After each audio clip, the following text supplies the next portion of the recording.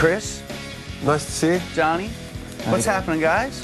What's happening is we're just, you know, it's just a regular day in the life of the soft rock superstars. What would you have answered if I said, how's it hanging? It's hanging good. To the left? Yes! Dude, I asked that question for a year and nobody would give it the right answer. Hey, fellas, how's it hanging? Amazing. Yeah, good. You would always come through for your penis joke. Yes! Question. I'm going to start with the second serious one. You ready? What is it? If you had the choice between a bionic arm or bionic leg, what would it be? Is this like a trick question? No. Is there a correct answer? No. To the left? Is that what you want to say? Just from extras. Oh, is it? Okay. Yeah. Would you rather have a bionic arm or a bionic leg? Good question. And I just thought you might know it because, you know, you were in extras. Chris! Hi, hello. How are you? I would go always for the arm. Why? Just for that. Because that counts the fingers as well, right? Yeah. Arm, definitely. Well, actually, I tell you what, a bionic arm would come in useful some nights. How do you mean? Doesn't matter. What would you go for? I think the arm. Why? Just because you guys said it. Just because you're copying us? Yeah. So if I said... Leg, I would have said leg. You would have said leg. You haven't thought this through. I just don't have any questions. I figure if I make it... Okay. Now do you want to ask us about how often we get drunk or something? Yeah, okay. Terrible game. Maybe I should just talk about the record and stuff like that. No, that's all right. Let's keep going. I like a this. long way. Let's keep going on this way. You like this one better? Yeah. Okay. 5 days ago. Yeah.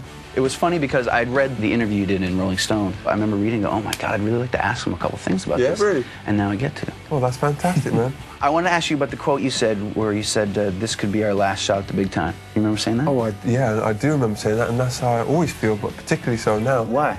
Well, because I'm 31, he's 30, and the other two are 29, so, you know, you have to see the window of 35 approaching where you become either a legendary old band or just an old band who have to play cross-channel ferries. So it is our last shot at the big time because we're like Rocky and Rocky 4. You know, we're not talking Rocky 2 anymore. Rocky 4. You know, so we it's took like- on the Russian? Yeah, Yeah, Drago. Right. The Russian. You've got to know who these people I are. didn't know his name. I didn't do Rocky research before I came to this Well, interview. you should Sorry. have. We didn't do Bionic Man research. And look how much that's embarrassed. How old are you? I'm 30. Okay, so one day there'll come a time when you're presenting TV and you're like, man, this better be good, because otherwise some young gun is going to come through with a great head of hair, and your hair is fantastic. You know, nice teeth, and take my job. Is it the idea of, like, being a band of the moment and being a band that's going to, like, transcend generations? Is that what you mean? Like, a band like U2?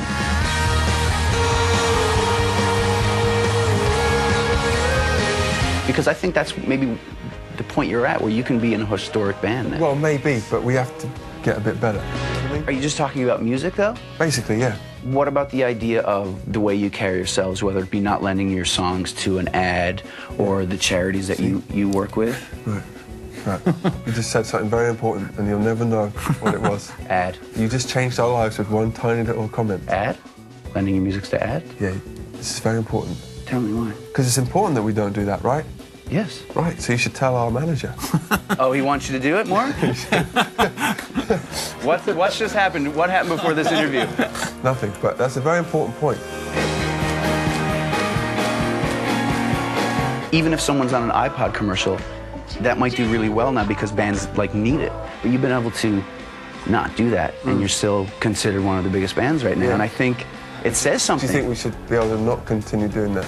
Yes. Did you want me to get him down here right now? Just say on camera like how great it is. It's amazing, and I think whoever your manager is should watch this. We don't do commercials at all. Yeah. Right, set the set louder. They should not have to Dave. do commercials. Dave. Dave. Or anyone else who's watching. Thank you.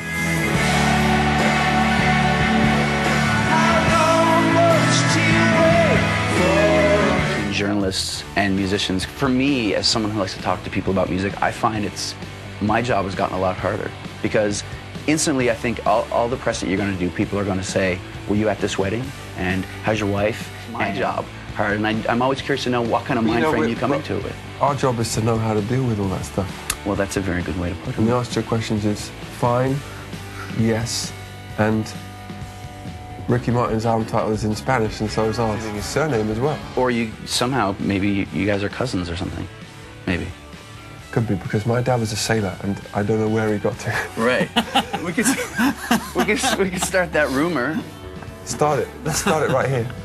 Started. So my wife's fine. What was the other question? Oh, were you at that big celebrity wedding that didn't happen? I don't know what you're talking about. And the third part was the sailor bit. Right, and that's all true. This is the bakery, right? Yeah, this is the bakery, yeah. There's no bread, so there's no cookies or anything. Well, not yet. Right, but it's coming? Well, as soon as we finish this interview... That's when we start baking.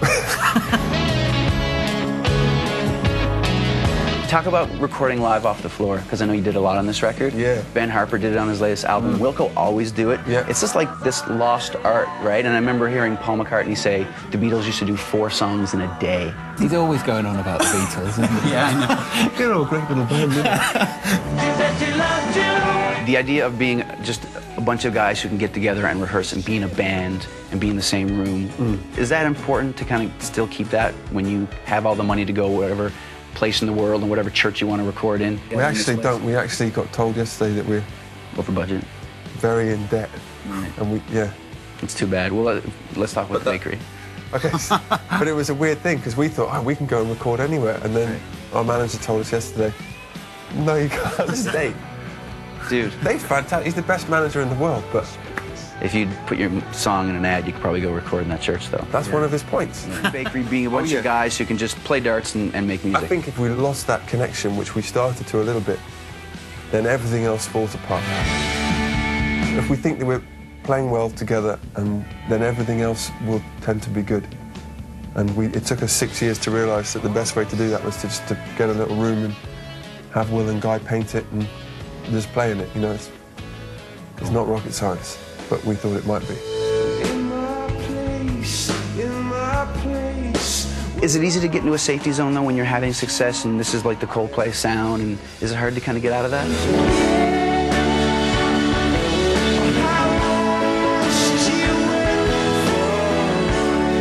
Yeah, it takes about a year to get out of it.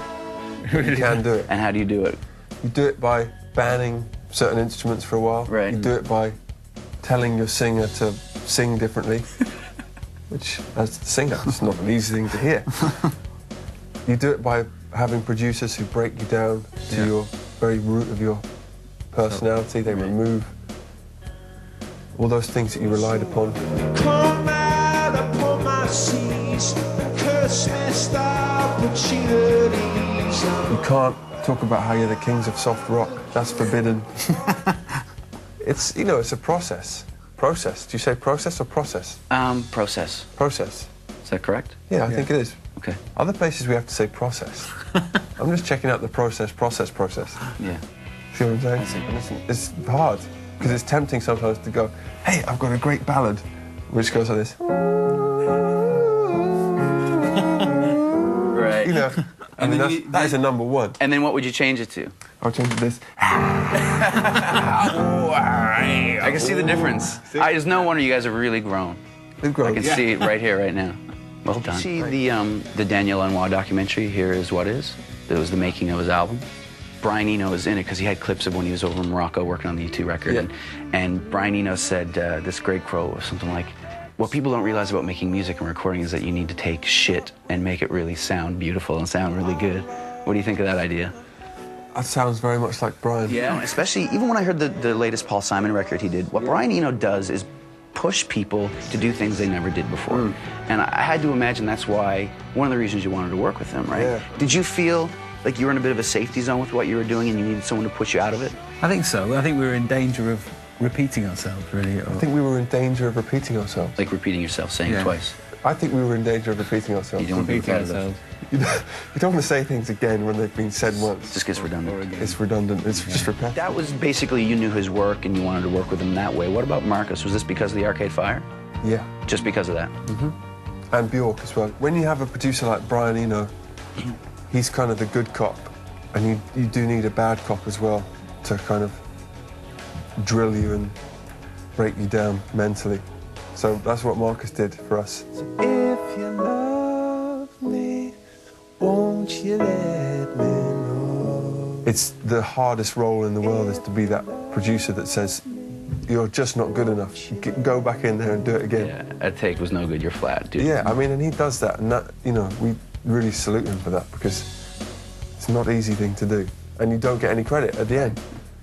So I'm saying now, I'm giving Marcus credit for being a total bastard and making us work harder. And you guys are big fans of the Arcade Fire, right? Mm-hmm. Yeah, okay. Just okay. They're okay. I think they're probably the 19th best band to come out of Montreal in the last 6 weeks. Wouldn't you agree with that? Yeah, at least. I'd probably Okay. put them in the top 10. They're okay. I mean, they've made 2 classic records without seeming to, you know, so they're a lot better than us. So what? What can we do about it?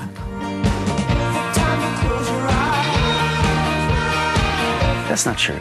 It is true, man. Everybody's They're on timeless. a level playing field. Come on. It is level playing field. But you know what? Arcade Fire are one of those bands that make you turn around and go, OK, take your socks, everybody, and pull them up. This band is frighteningly brilliant.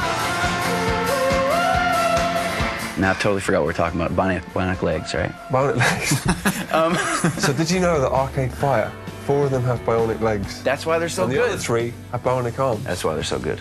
That's why I asked you guys first. I was like, you guys are a pretty good band. You must have. You must have that. So far, your music has been a little too soft for my liking.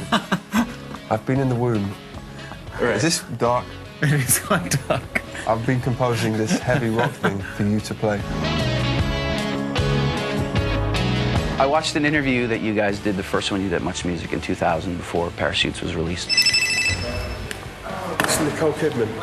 Nicole. Everyone was asking this question, do you realize how big it's going to be? Your debut entered the UK charts at #1. How did that happen? We really haven't got any idea. And you're like, you know what? We're just these guys in a band, and sometimes when you're in a band, you don't realize certain things come along with it, like all these interviews and these things you have to do. And that was in 2000, and here you are, you've come all this way. I'm thinking now, are you in that same mind frame? You're like, I didn't expect this to come along, and you're just in a different place. We spent 18 months in the studio doing nothing but making music, and then you kind of forget, and then suddenly you have to talk to loads of people about what you've just done, and you think, oh, shit, what the hell am I going to say? I think that the more we go on, the more we know that all that stuff's going to happen, so we just have to make sure that we like the songs. It's as simple as that.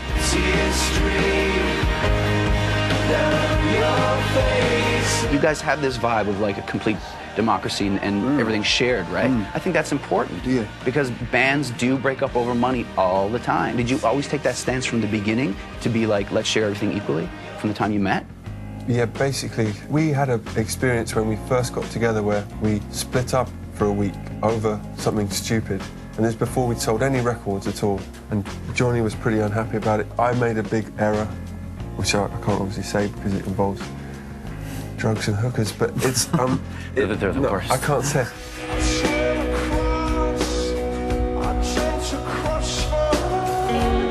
I made a big mistake and it rattled the whole of our operation, and then after we got back together, somehow we managed to piece it together. We said, okay, from now on, we don't question certain things, and we don't split up over money, or we don't fall into any of those traps. And so far,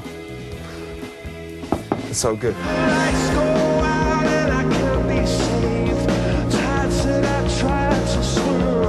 When people say we do it because we love the music, I think it's easy to say when you're very successful, right? Do you think if it hadn't have broken for you guys, you could still be doing it and still be trying to break? I hope so. I'm pretty sure that we'd be just playing on, you know, a hotel resort somewhere, but we'd probably be the same people. Yeah? I'm pretty sure.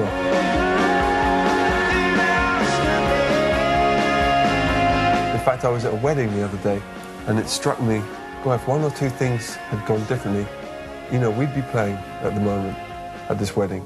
But I'd be happy to do it, and I'd be even happier if the rest of the band were there. Will might have gone the banking route. I have to say, our drummer, he might have said, this. I'll see you on Saturdays for rehearsal, but I'm not playing Right.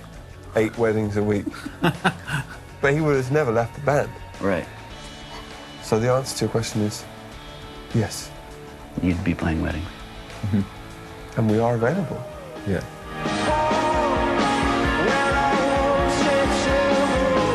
We're costing. We cost Yeah. quite a lot for a wedding. Probably costs a lot more than most wedding singers, I would We imagine. cost about £4 an hour. Right, really? And we only pay for half an hour. Wow, that's great. Not bad. I've got it on tape. You've got it on tape. You can show this to your fiancée or your wife. Yes, I'm married. Okay, well, if she leaves you and you have to get married again... I've just ruined the whole interview. I can't believe it. Is that it for I'm us? walking. I'm out. Imagine the interviewer getting up saying, I'm f***ing done. I'm out of here. Good to chat with you. Hey, thanks a lot, man. It was fun. Thanks, man. Cheers.